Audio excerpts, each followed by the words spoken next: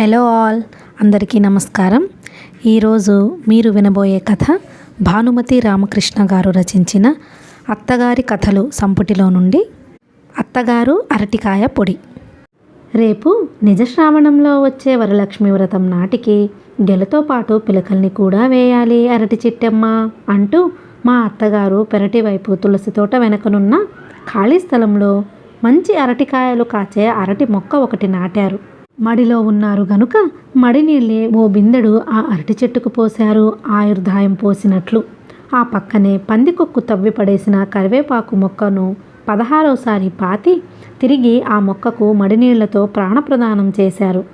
అసలు మా అత్తగారి చేతి మీదుగా ఏదైనా చెట్టు చేమ నాటితే పూతా పింద సమృద్ధిగా చిరంజీవిగా వర్ధిల్లుతుందని మా అత్తగారి యొక్క అవ్వగారు అంటుండేదని మా అత్తగారు అంటుంటారు అప్పుడప్పుడు. కానీ మా పెరట్లో చాలా కాలంగా ఉన్న కాయలు కాయని 4 అరటి చెట్లు మా అత్తగారు నాటినవే. బహుశా వాటికి ఈ సాంప్రదాయం తెలిసి ఉండదు. ఆ చెట్టు కాయలు కాయని కారణం ఏమిటని మా అత్తగారిని అడిగితే ఆమె ఒక్క చిరునవ్వి నవ్వి, అవి కాయలు కాచే జాతి అరటి కాదర్రా, ఒట్టి ఆకుల కోసమే వేశాను అని సెలవిచ్చారు. కాబోలు ననుకున్నాను. కానీ మా పెరట్లో ఉన్న కాయలు కాయని అరటి చెట్ల మొక్క పిలకల్ని 4 వీధుల అవతల ఉన్న తెలిసిన వాళ్ళు తీసుకువెళ్ళారు. వాళ్ళ పెరట్లో నాటి పెంచుకోవడానికి కొన్ని మాసాల తర్వాత ఒకరోజు వాళ్ళింటి నుండి కొన్ని నవనవలాడే మంచి అరటికాయలు పంపించారు పని మనిషి చేత.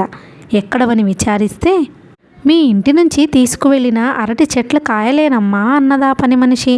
నేను తెల్లబోయాను. పని మనిషి చెప్పింది వంటింట్లో ఉండి విన్న మా అత్తగారు కాసేపు అక్కడే పనిగా ఉండిపోయారు. ఆ పని మనిషి వెళ్ళిపోయిందాకా.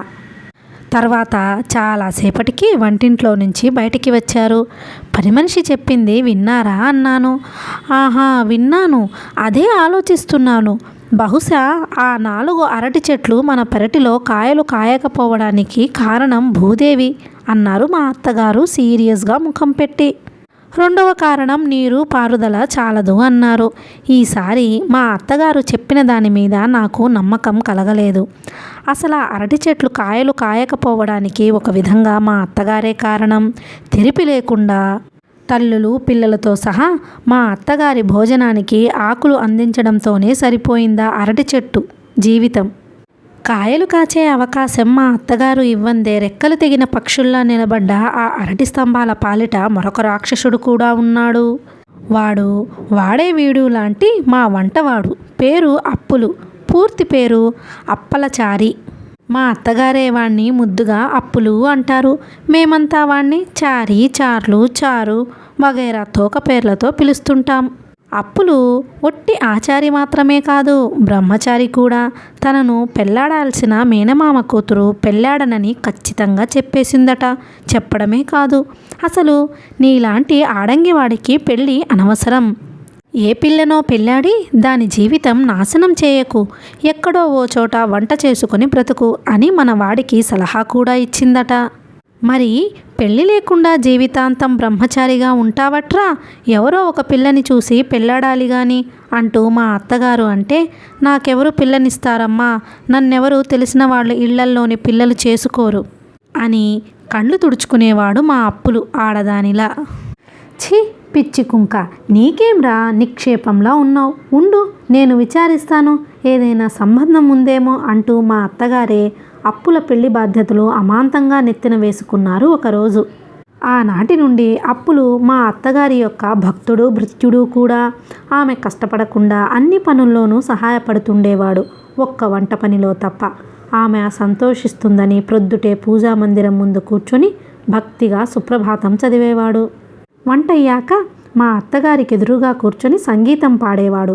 ఇంతా చేసి చివరకు భోజనాల దగ్గరకొచ్చేసరికి అరిటాకుల విషయంలో మా అత్తగారిని మోసగిస్తుండేవాడు. ప్రతిరోజు మా అత్తగారి కంటే ముందే వెళ్ళి ఉండే వాటిల్లో మంచి అరిటాకు కోసుకొచ్చుకొని దొంగతనంగా అటక మీద దాచేవాడు. వంట గింట ముగించుకొని తీరిగ్గా అరిటాకు కోసం కత్తి పట్టుకెళ్ళేవారు మా అత్తగారు. అంతకు ముందు రోజే ఆమె చూసిన మంచి అరిటాకు కనబడేది కాదు. వెంటనే పెరట్లో నుంచి గర్జించేది, ఒరేయ్ అప్పులు, దొంగ వెధవ, ఉన్న ఒక్క అరిటాకు కోసుకెళ్ళావట్రా, ఇప్పుడు నాగతేమిట్రా అంటూ. కోసుకొని రాక ఏమి చేయమంటారు? మంచి ఆకులన్నీ మీరుదా కోస్తే నాగతి ఏమిదా కావాలా అని అప్పులు తనలో తను సణుక్కుంటూ ఉండగా ఒకసారి వంటింటి వైపు వెళ్ళినా నేను విన్నాను. అప్పులు నన్ను చూసి తెల్లబోయాడు. వెకిలి నవ్వుతూ మాట మార్చాడు. చూస్తిరా అమ్మ, పెద్దమ్మగారు నా మీద నిండా అబాండం వేస్తారు. ఆమె కోసం అరిటాకు కోసుకొచ్చి అటక మీద ఉంచి ఉంటి. నిజం మా అత్తగారికి తెలిస్తే అప్పులు డేంజర్లో పడతాడు. ఏదో సంబంధం చూసి అప్పులు పెళ్లి చేస్తానంటున్న మా అత్తగారి ఔదార్యానికి మధ్య అరిటాకు పేచీ వస్తే అప్పులకు పెళ్లి కంటే ముందు అంపకాలు జరుగుతుంది. నేను చూసి చూడనట్లు విననట్లు ఊరుకున్నాను. సుమారైన అరిటాకు కోసుకొని మా అత్తగారు వంటింట్లోకి వస్తుండగానే ఎటూ దొంగతనం బయటపడ్డది గదా అని అటక మీద దాచిన అరిటాకును మీకోసందా కోసి తెస్తినమ్మా అంటూ ఎంతో శ్రద్ధాభక్తులతో మా అత్తగారికి సమర్పించాడు అప్పులు. వెంటనే మా అత్తగారి ముఖం అరిటాకంతయింది. మంచి అరిటాకు దొరికిందన్న సంతోషంలో అప్పులు మీద కోపాన్ని మర్చిపోయి కృష్ణ అంటూ ఆకు వేసుకుని భోజనానికి కూర్చున్నారు మా అత్తగారు. అలవాటు ప్రకారం మా అత్తగారు వీపు ప్రపంచం వైపు తిప్పి తను గోడవైపు తిరిగి ఆకు వేసుకుని భోంచేస్తున్నారు. ఆమెకెదురుగా ఉన్న గోడలో ఎవరైనా ఏ నరసింహావతారమో ఎత్తి ఆమె ఏం భోంచేస్తుందో తిలకిస్తే తప్ప మానవ మాతృలకు ఆమె ఏం వంట చేసుకుందో తెలవనివ్వదు. పోనీ కమ్మని కరివేపాకు తాళింపు గుమగుమలను బట్టి అయినా ఆమె ఆ పూట ఏం వంట చేస్తోందో పసిగట్టవచ్చు కొంతవరకు. ఇతరుల ముక్కుల దాకా వస్తే మైలబడుతుందని మా అత్తగారు తను వేసే తాళింపును కూడా ఆచారపు హద్దుల్లో ఉంచేది. కానీ ఆమె భోంచేసే చోట ఉన్న మడి, ఊరగాయలు, జాడీల్లో నుంచి వచ్చే రకరకాల వాసనలను మాత్రం ఆమె అరికట్టలేకపోయేది. వంటింటి గడప దాటి ముందు హాల్లో దాకా ఏమిటేమిటో వాసనలు గుబాళించేవి మా అత్తగారి మడి, ఊరగాయల జాడీల్లో నుంచి. ఓసారి మా అత్తగారు భోజనానికి కూర్చున్నప్పుడే మా వారు భోజనానికి కూర్చోవడం తటస్థించింది. మరి ఆవిడ భోజనానికి కూర్చోబోయే మడి ఊరగాయలుండే జాడీలు కదిలించారో ఏమో, గుప్పున ఏవేవో వాసనలు మా వారి ముక్కుల దాకా దూసుకొచ్చాయి. అబ్బా, ఏమిటి వాసన? బత్తాయి పండ్లు ఏమైనా కుళ్ళిపోయాయా? కాదే, ఉండు, ఏదో వాసన. పెరటివైపు అంట్లు తోమే చోట రోజు పని మనిషి శుభ్రం చేయడం లేదా? ఏం చేస్తున్నావు ఇంట్లో కూర్చొని అంటూ నన్ను కోపడ్డారు మావారు. అదేం కాదని నచ్చజెప్పేసరికి తలప్రాణం తోక్కొచ్చింది. భోంచేస్తుండగానే మా వెనుక నుండి మా ఇద్దరి కంచాల్లోనూ ఏదో నల్లటి పదార్థం టప్పున పడ్డది. ఉలిక్కిపడి వెనక్కి తిరిగి చూచాను. మా అత్తగారు ముసిముసి నవ్వులు నవ్వుతూ చేతిలో గిన్నె పట్టుకుని క్వశ్చన్ మార్కులా నించున్నారు. ఏమిటమ్మా ఇది అన్నారు మావారు ఊరుకోక. అబ్బో, నీ వంట ఏదో కనుక్కోవడం నా చేత కాని పని అన్నారు మావారు. నాకు నవ్వొచ్చి పొరబోయింది. పోనీ నువ్వైనా చెప్పవే చూద్దాం అన్నారు నా భుజం పట్టి కుదుపుతూ. విషమ సమస్య ఏం చెప్పేది? కంచంలో వడ్డించిన వెంటనే కమ్మటి వాసన రావడానికి బదులు అప్పుడే 4 వర్షం తుంపర్లు పడి భూమి తడిసిన తర్వాత వచ్చే మట్టి వాసన గుబాలిస్తోందా నల్లని పదార్థంలోంచి. పోనీ చింతపండా అంటే కాదు, కాకుండానూ పోలేదు. చింతగింజ ఒకటి నేనున్నానని తొంగి చూస్తోందా నల్ల పదార్థంలోంచి. ఇక చింతపండు పచ్చడేనని తీర్మానిద్దాం అంటే ఏవో తాళ్ళుగా కనిపిస్తున్నాయి ఆ పదార్థంలో. ఏదో ఒకటి చటుక్కున చెప్పేసి అత్తగారి ముందు అవమానం పాలు కాకూడదని నా బాధ. పోనీ నువ్వు కాస్త నోట్లో వేసుకుని రుచి చూసి చెప్పరా అన్నది మా అత్తగారు కొడుకునుద్దేశించి. అబ్బే, అదెట్లా? నీ కోడల్ని అడిగావు, ముందు నీ కోడల్నే చెప్పమను. అదేం పదార్థమో తెలియందాకా నేను ముట్టుకోను అని తప్పుకున్నారు దొంగ. ఈ లోపుగా మీ భోజనాలే పూర్తయ్యేటట్లున్నాయే అన్నారు మా అత్తగారు. మరీ మంచిది. అసలు ఆ పదార్థం ఏమిటో నీ కోడలు కనుక్కుంటుందో, ఓడిపోయానని ఒప్పుకుంటుందో కనుక్కో అన్నారు మా వారు నన్ను ఏడిపించడానికి. బాబు, నేను ఓడిపోయాను, నిజంగానే నాకు తెలియలేదత్తా అన్నాను. అంతవరకు నవ్వు బిగబట్టుకొని వడ్డిస్తున్న అప్పులు నేను ఓడిపోయాను అనేసరికి 32 గొగ్గిరి పండ్లు బయటపెట్టి నవ్వాడు.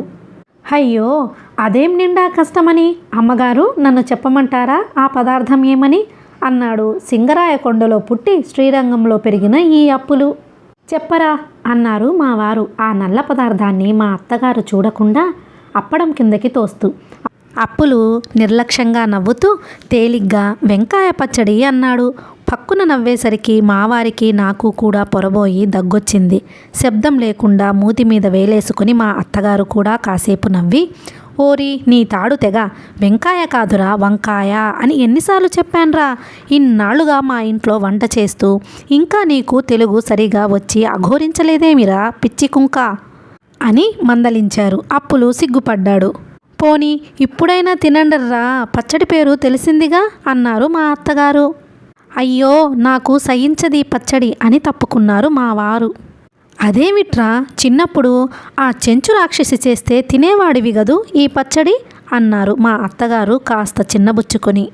చెంచు రాక్షసి అసలు పేరు చెంచు లక్ష్మమ్మ. మా అత్తగారి విధవాడపడుచు. ఎంతో మంచిదని మా వారు చెబుతుంటారు. భర్త పోయాక మా మామగారి దగ్గరే ఉండి వంట వండి పెడుతూ మా వారిని తల్లి కంటే ఎక్కువగా సాకిందట. ఆమె పోవడం, మా వారు కాలేజీలో చేరడం, హోటలు భోజనం చేయడం అన్నీ ఓసారే జరిగాయట. వాళ్ళమ్మ వంట చేసి తను భోంచేసింది వేళ్ల మీద లెక్కించవచ్చంటారు మా వారు. చెంచత్త మాట రాగానే మా వారి ముఖం గంభీరమైపోయింది. నిజమే, చెంచత్త వంకాయ పచ్చడి చేస్తే ఎంతైనా తినేవాడిని. అరటికాయ పొడి అంటే నాకెంతో ఇష్టమని తరచుగా అరటికాయ పొడి చేసి పెట్టేది అన్నారు మా వారు చిన్నప్పటి రోజులు జ్ఞప్తికి తెచ్చుకుంటూ. ఓరి తిక్కన్నా, అరటికాయ పొడి చేయడం ఏమంత భాగ్యంరా, నీకిష్టమని తెలిస్తే ఈ పాటికి ఎన్నోసార్లు చేసి పెట్టేదాన్ని. రేపో మాపో చేస్తానులే అరటికాయ పొడి అన్నారు మా అత్తగారు ప్రేమతో. మా వారు హడలిపోయారు. హబ్బే వద్దమ్మా, ఊరికే అన్నాను అని తప్పుకోవడానికి తంటాలు పడ్డారు. మా అత్తగారు విడిచిపెట్టలేదు. నీవు ఊరికే అను, నిజంగా అను. మన అరటి చెట్టు కొత్తగా గెలవేసింది. మొదట ఆ కాయలు కోసి నీ కోసం అరటికాయ పొడి చేయబోతాను, సరేనా అన్నారు మా అత్తగారు. ఇప్పుడొద్దులేమ్మా, ఎవరైనా బంధువులు వచ్చినప్పుడు చేద్దువుగానిలే అరటికాయ పొడి అన్నారు మా వారు ఏమీ తోచక తికమక పడుతూ. బావుందిరా నువ్వనేది. అరటికాయ పొడి కోసం బంధువుల్ని రమ్మంటావా ఏమిటి? తెలియకడుగుతా. అరటికాయ పొడి అంటే నీకిష్టమన్నావు గనుక నీకోసమే ముందొకసారి అరటికాయ పొడి చేస్తాను. చుట్టాలు వస్తే మళ్ళీ చేసుకోవచ్చు. అరటికాయ పొడికేం భాగ్యం రా. ఆ సమయంలో మా వారి అవస్థ చూస్తే నాకే జాలి వేసింది.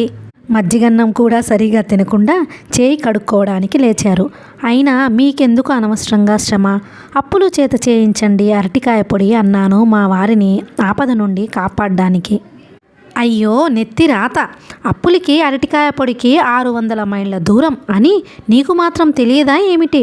అయినా నాకేం శ్రమ గనుక, నా కోసం కావాలంటే పొడి చేసుకోను అంటూ పచ్చడి గిన్నె అప్పుల చేతికిచ్చి పెరటి వైపు వెళ్ళారు మా అత్తగారు. చెయ్యి కడుక్కొని మూతి తుడుచుకుంటూ వచ్చిన మా వారు నా చెవిలో త్వరగా చెయ్యి కడుక్కునిరా, నీతో ఒక మాట చెప్పాలి అంటూ మేడ మీదకెళ్ళారు. చేయి కడుక్కొని అంట్ల గిన్నెలు పని మనిషికి వేయమని చెప్పి పాందాన్ని తీసుకొని పైకి వెళ్ళాను. ఏదో ఆలోచిస్తూ వాలు కుర్చీలో నడుం వాల్చి వాసాలు లెక్కబెడుతున్నారు మా వారు. నన్ను చూడగానే చివార్న లేచి వచ్చి పాందాన్లోని వక్కపొడి కాస్త తీసి నోట్లో వేసుకుంటూ, చూడు నిజంగానే రేపు మా అమ్మ అరటికాయ పొడి చేయబోతుందా అన్నారు భయపడుతూ. ఆహా, ఆమె అన్నంత పని చేసి తీరుతుంది, మీరు తిన్నదాకా విడిచిపెట్టదు కూడా అన్నాను వచ్చే నవ్వు ఆపుకుంటూ. బాబోయ్, అయితే నేను రేపు ఇంటికి భోజనానికే రాను. నా స్నేహితుడెవడో గృహప్రవేశం కాబోతున్నాడు, వాడింట్లో భోంచేస్తాను రేపు. ఆ సంగతి మా అమ్మకు చెప్పు. ముందు చెప్పకు, ఆమె అరటికాయ పొడి చేశాక చెప్పు. నాకు నవ్వొచ్చింది మా వారి చాదస్తానికి. ఏమీ లాభం లేదు. రేపు తప్పించుకుంటే ఎల్లుండి, ఆ తరువాత అరటిగెల్లో కాయలున్నన్నాళ్ళు మీరు తప్పించుకోలేరు అన్నాను. ఆ గెల్లో ఎన్ని కాయలున్నా ఏమిటి నా ప్రాణానికి అన్నారు భయపడుతూ. కనీసం 20-30. చచ్చాన్రా దేవుడా అంటూ వాలు కుర్చీలో కూలబడ్డారు. కాసేపుండి, ఐడియా చూడు, నేను చెప్పినట్లు చేస్తావా అన్నారు లేచి కూర్చుంటూ. ఏం చేయాలి అన్నాను. మరేం లేదు, ఆ అరటిగల కోసేసి ఎవరికైనా దానం చేసేయి, నన్ను రక్షించిన దానివవుతావు అన్నారు మా వారు బ్రతిమాలుతూ.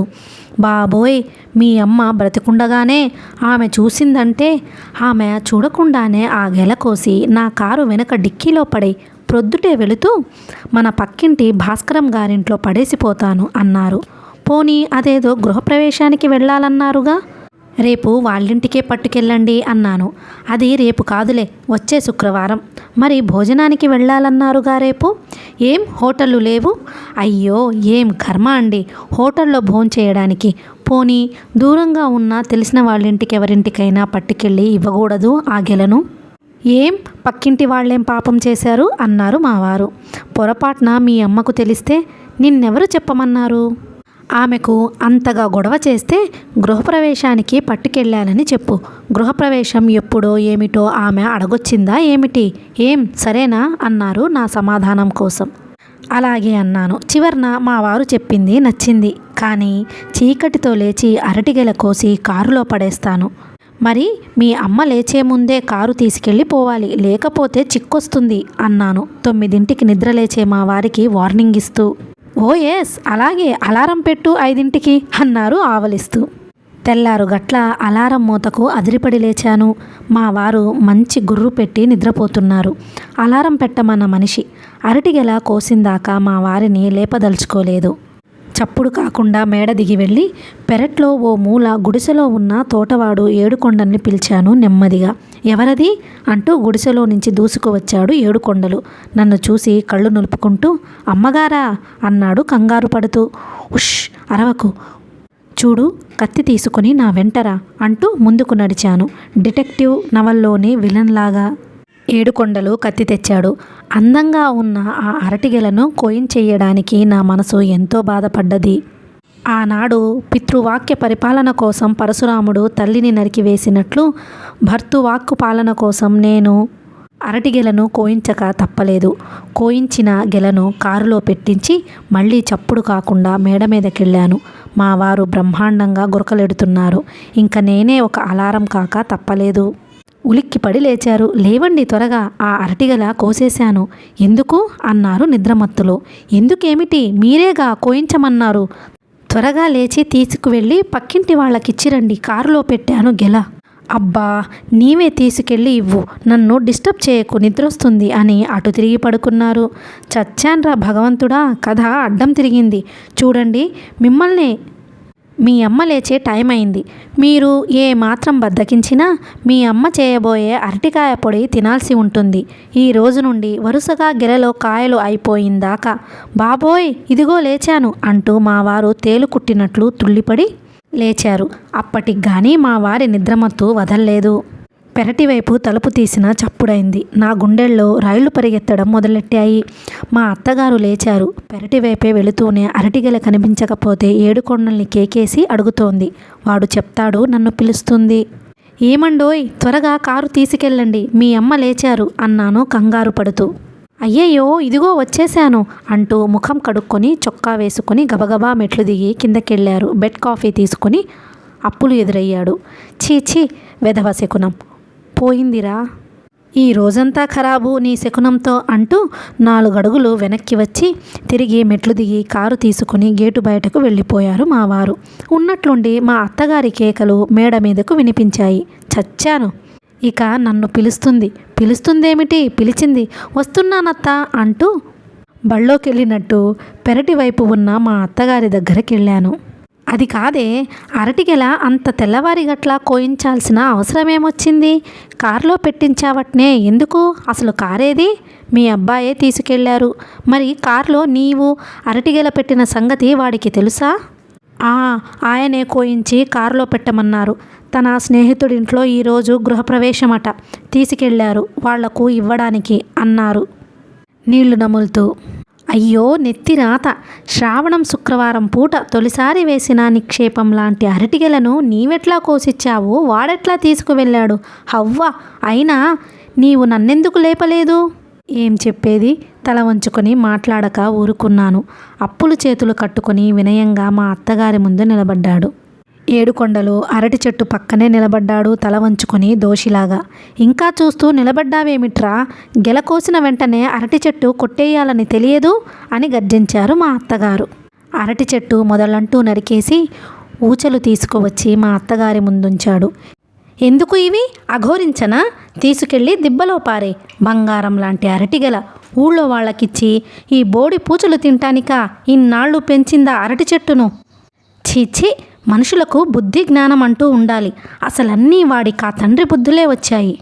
ఆయన అంతే, వారం వర్జం చూడకుండా ఏదంటే అది ఇంట్లో నుంచి తీసుకువెళ్ళి ఊళ్ళో వాళ్ళకిస్తుండేవారు. అయినా మాట్లాడో పోట్లాడో ఇది మంచి ఇది చెడు అని చెప్పాలి కానీ మరీ మొగుడు ఏది చెబితే దానికంతా తాళం వేస్తుంటే ఎలా, ఇదిగో ఇట్లాగే ఉంటుంది అంటూ నాకు 2 చురకలు తగిలించారు మా అత్తగారు. తల ఒగ్గాను వాళ్ళ అబ్బాయి కోసం. ఆ పూట వంట ఆలస్యంగానే ఆరంభించారు మా అత్తగారు. కొడుకు వస్తే 4 చివాట్లేసి అడగాలని చాలాసేపు ఎదురు చూసిందామె. మా వారు రాలేదు, కారు రాలేదు. 12 గంటలైనా మా వారు రాలేదు. బహుశా వాళ్ళమ్మకు భయపడి ఏ స్నేహితుడింటికో వెళ్ళి ఉంటారనుకున్నాను. గేటు బయటే కారు ఆపి చప్పుడు కాకుండా మేడ మీదకెళ్ళి ఒక నిద్రపోయి లేచి తాపీగా స్నానం గీనం ముగించుకొని బట్టలు మార్చుకొని కాఫీ కూడా అడగకుండా వాళ్ళమ్మ కంట పడకుండా ఉంటే చాలని అడుగులో అడిగేసుకుంటూ మెట్లు దిగి వస్తున్నారు మా వారు. నేను ఎదురయ్యాను. అలాగేరా, వెనక్కు వెళ్ళకు, మంచి శకునం. చూడు మా అమ్మ ఇప్పుడెక్కడుంది, కేకలేసిందా అన్నారు రహస్యంగా. అదంతా ఎందుకు అడుగుతారులేండి, ఇంతవరకు మీకోసం కాచుకున్నది. మీరు వస్తే 4 చివాట్లేసి అడగాలని ఇప్పుడే వంట చేసుకోవడానికి వెళ్ళింది లోపలికి. బాబోయ్, అయితే నన్ను త్వరగా వెళ్ళని. అయితే ఇంతకీ మీ భోజనమే హోటల్లో? అయ్యో, ఏం గ్రహచారమండి, అరటికాయలు లేవుగా ఇంట్లో, ఈ పూట ఇంట్లో భోంచేయండి అన్నాను బ్రతిమాలుతూ. అబ్బా, చెప్తే వినవు కదా. అసలే మా అమ్మ కోపంగా ఉంటుంది ఈరోజు. ఆమె వేయబోయే ప్రశ్నలన్నిటికీ అబద్ధాలు చెబుతూ కూర్చోవాలి. నా చేత కాదు. మా అమ్మ అడిగితే ఉందిగా గృహప్రవేశం, అక్కడికి వెళ్ళాలని చెప్పు. నాకిదే పని. నేనేగా తీరిగ్గా మీకోసం అబద్ధాలు ఆడడానికి కూర్చున్నాను. మీ అమ్మ చేత చివాట్లు సూటిపోటి మాటలు నేను తినలేను. అంతకన్నా అరటికాయ పొడైనా తినొచ్చు. ఇవాళ కాకపోతే రేపు మాత్రం మీరు ఆమె కంటపడరా అన్నాను. రేపటికి ఆమె కోపం చల్లారిపోతుందిలే అంటూ మెట్లు దిగి హాల్లోకి వెళ్ళారో లేదో సాక్షాత్తు తిరుపతి వెంకటేశ్వర స్వామిలాగా పట్టెనామాలతోనూ చేతిలో సంచితోనూ ప్రత్యక్షమైనారు మా బావగారు. ఏంరా, అంతా కులాసాయేనా అంటూ. మా వారు గతుక్కుమన్నారు. రా అన్నయ్య, ఇదేనా రావడం? ఇంటి దగ్గర వదిన పిల్లలు అంతా కులాసాగా ఉన్నారా అంటూ వాళ్ళన్నయ్యను హాల్లోకి ఆహ్వానించారు. ఎవరో అనుకుని లోపలికి వెళ్ళిపోయిన నేను మా బావగారి గొంతు గుర్తుపట్టి హాల్లోకొచ్చాను. నన్ను చూస్తూనే, ఏమ్మా బాగున్నావా? మీ అక్కయ్య నిన్ను చాలా చాలా అడిగినట్లు చెప్పమన్నది. పిల్లలంతా నిన్ను చూడాలని కలవరిస్తున్నారు అన్నారు. అవును బావగారు, ఇంతవరకు వాళ్లను మా ఇంటికి తీసుకురానే లేదు. పోనీ ఈసారైనా తీసుకురాకపోయారా అక్కయ్యను పిల్లలను అన్నాను. ఎక్కడమ్మా, నా ఉద్యోగంతోనే సరిపోతుంది. ఈసారి ఆఫీసు పని మీదే వచ్చాను. 4 రోజులు లీవ్లో అలాగే మిమ్మల్ని చూసినట్టవుతుందని అనుకున్నాను. అన్నట్లు కక్కి ఏది కనపడదేం అన్నారు మా అత్తగారి కోసం వెతుకుతూ. ఆమె వంటింట్లో ఉన్నారు, పిలుస్తాను అంటూ మా బావగారికి కాళ్లకు నీళ్లు కూడా తేవడానికి పెరటి వైపు వెళ్ళాను. అప్పుడే అరటాకు కోసం కత్తి పట్టుకొని బయలుదేరారు మా అత్తగారు. బావగారు వచ్చారన్నాను. ఎప్పుడు ఇంత పొద్దెక్కి ఏ బండి ఉంది? ప్రొద్దుటే వచ్చారులా ఉంది. బహుశా సాకమ్మ వాళ్ళింటికి వెళ్ళి వచ్చి ఉంటారు, అందుకే ఆలస్యమైందనుకుంటాను అన్నాను. అయితే భోంచేయలేదన్నమాట. అయ్యో నెత్తి రాత. ఈ పూట ఆ అరటిగల ఉంటే లక్షణంగా పొడి చేసేదాన్ని. వాడికి కూడా అరటికాయ పొడి అంటే ఎంతో ఇష్టమని మా తోడికోడలు చెప్తుండేది. ఈ పూట ఒట్టి పత్యం మెతుకులు పెట్టాల్సిందే వాడికి. అరటిగల గొడవలో ఈ పూట అప్పులు కూరగాయలు తీసుకురాలా మార్కెట్ నుంచి. ఒట్టి సాంబారు చేసి అప్పడాలు వేయించాడు. నేను ఒట్టి పచ్చడి మెతుకులు చేసుకున్నాను. ఇప్పటికే 12 దాటింది. ఇప్పుడిక కూరగాయలని మార్కెట్ నుంచి తెప్పించి వంట చేసి ఎప్పుడు వాడికి అన్నం పెట్టడం? అన్నట్లు నీ మొగుడు గృహప్రవేశానికి వెళ్ళాడన్నావు గదూ, ప్రొద్దున్నే కారు తీసుకువెళ్ళిన వాడు ఇంకా రాలేదేం? అక్కడే భోంచేసి వస్తాడా ఏకంగా అన్నారు మా అత్తగారు. అబ్బే లేదు, ఇప్పుడే ఆయన వచ్చారు, వెనకాలే బావగారు వచ్చారు అన్నాను. అయ్యో నెత్తి రాత. ఈ పూటే ఇంటిలో కూరగాయలు లేకుండా పోవాలా? సరే, నువ్వు వెళ్ళి సింహుడికి కాళ్లకు నీళ్ళిచ్చిరా, నేనేదో తంటాలు పడతాను అంటూ పెరటి వైపు వెళ్ళారు మా అత్తగారు. బ్రతికాం అనుకుని మా బావగారి కాళ్లకు నీళ్లు తీసుకెళ్ళాను. కక్కి భోంచేస్తోందా అన్నారు మా బావగారు. లేదండి, మీరు భోంచేశాకే చేస్తుందట అన్నాను. అట్లాగా, అయితే లేవరా పాపం, కక్కి మన కోసం కాచుకున్నట్లుంది అన్నారు మా బావగారు లేవబోతూ. నా గుండె గతుక్కుమంది. మా అత్తగారి ఉత్తర్వు లేకనే వీళ్ళు భోజనానికి వెళ్ళడానికే లేదు. ఆవిడ ఏదో తంటాలు పడతానంది మరి. ఇంకాసేపు పడనిస్తే మంచిదనుకుని, లేదు బావగారు, ఆమె పిలుస్తానన్నారు అన్నాను. అయితే సరే, నాకేం తొందర లేదు. ప్రొద్దుటే తిన్న టిఫిన్ ఇంకా అరగలేదు. కక్కి కోసం చెప్పాను అన్నారు. అవును, అమ్మను భోంచేయమని చెప్పు, అప్పులున్నాడుగా వడ్డనకు, ఇంకా ఆమెందుకు అన్నారు.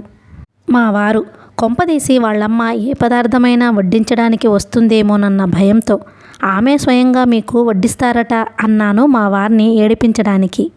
అదేమిటి, భోంచేసేదాకా అమ్మ మడిలో ఉంటుందిగా అన్నారు మా వారు ఇంకా సందేహ నివృత్తి కాక. ఉంటారు, అప్పులు వడ్డిస్తుంటే పర్యవేక్షణ చేస్తారు. ఆమె ఏదైనా పచ్చడి పులుసు చేస్తే మీ కంచాలలో ఎత్తిపడేస్తారు అన్నాను. మా బావగారు పక్కున నవ్వారు. మా వారు నన్ను నమిలి మింగేట్లు చూసి మరుక్షణం తాను నవ్వేశారు. ఆ మాట ఈ మాట మాట్లాడుతుండగానే 1 గంట అయింది. లోపల నుంచి మా అత్తగారి పిలుపొచ్చింది నా కోసం. వెళ్ళాను వంటింట్లోకి. చూశావటే, నా మనసులో ఏదైనా అనుకుంటే అట్లాగే జరుగుతుందని మా అవ్వ అంటుండేదని అప్పుడప్పుడు నేను నీతో అంటుంటాను, జ్ఞాపకముందా? ఇంతకు భేషైన అరటికాయ పొడి చేశాను అన్నారావిడ సంబరపడిపోతూ. ఆ అన్నాను గుడ్లు తేలేసి. నోట మాట రాలేదు నాకు. ఇందాకట్నుంచి ఆమె పడుతున్న తంటాలు ఇదేనా? అయినా ఎక్కడివి అరటికాయలు అడిగాను ఉండబట్టలేక. పక్కింటి భాస్కరం భార్యను మన పిట్టగోడ మీద నుంచి కేకేసి, చుట్టాలొచ్చారు, ఇట్ట అసందర్భము అయిపోయింది, వేళ మించిపోయింది కాబట్టి ఏవైనా కూరగాయలు మిగతా ఉంటే 4 ఇమ్మన్నాను. లోపల నుంచి 6 భేషైన అరటికాయలు తెచ్చి ఇచ్చింది. చెప్తే నమ్మవేమో, మన అరటిగెలలో కాయల్లాగే నవనవలాడుతూ చూడముచ్చటగా ఉన్నాయి. ఇవిగో ఇంకా 3 కాయలు ఎత్తిపెట్టాను అంటూ మిగతా అరటికాయలు చూపించారు మా అత్తగారు. ఏం చెప్పేది, భూమి గుండ్రంగా నుండును అన్నట్లు తిరిగి మా ఇంటికే వచ్చాయి గెల్లోకాయలు. మంచివేళ భాస్కరం భార్య అసలు విషయం చెప్పలేదు, మా అత్తగారితో బ్రతికించింది. బహుశా మా వారు వాళ్ళమ్మకు తెలియనీయవద్దని పాలిష్డ్గా చెప్పి ఉంటారు. ఆయన దేన్నుంచి తప్పించుకోవాలని తంటాలు పడ్డారో ఆ అరటికాయ పొడి విశ్వరూపం ధరించింది.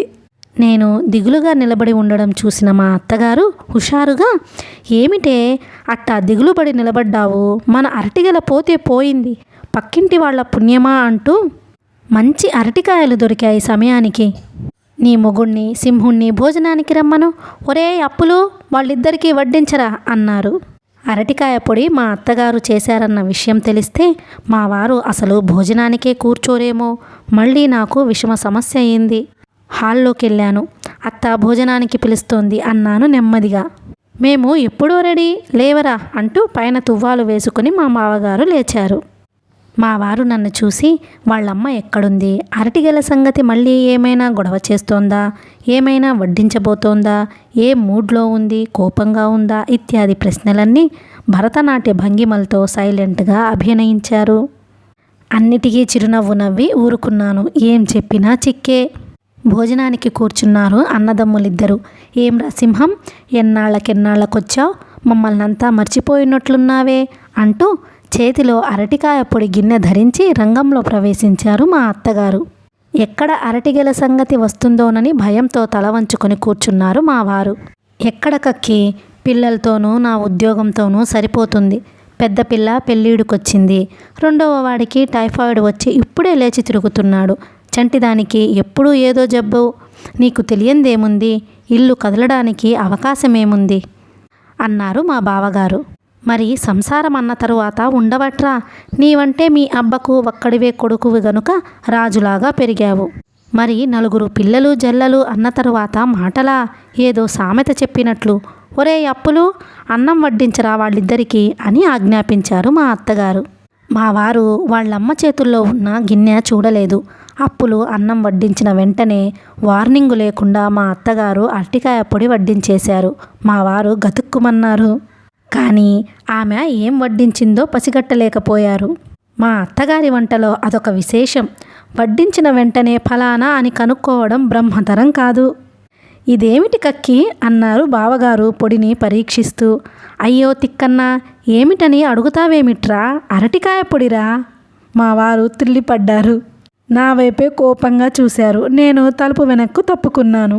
నీకు వాడికి ఇష్టమనే చేశానురా అరటికాయ పొడి. ఏమిటో వేళ మించిపోయిందని ఆదరా బాదరా చేశాను. ఎట్లా ఉందో ఏమో అంటూ వంటింట్లోకి వెళ్ళారు మా అత్తగారు. అదేమిటి కక్కి, మా కోసం ఈ వేళప్పుడు నీవు భోజనం కూడా చేయకుండా ఈ మాత్రం చేసిందే ఎక్కువ. ఇంకా ఎట్లా ఉండడమేమిటి, నీవు చేస్తే బాగుండకుండా ఉంటుందా అంటూ మా బావగారు అరటికాయ పొడి కాస్త నోట్లో వేసుకున్నారు. తక్షణం గరగరా గరగరా అనే శబ్దం బయలుదేరింది మా బావగారి నోటిలో నుంచి. ఏమిటన్నయ్యా అన్నారు కంగారు పడుతూ మా వారు.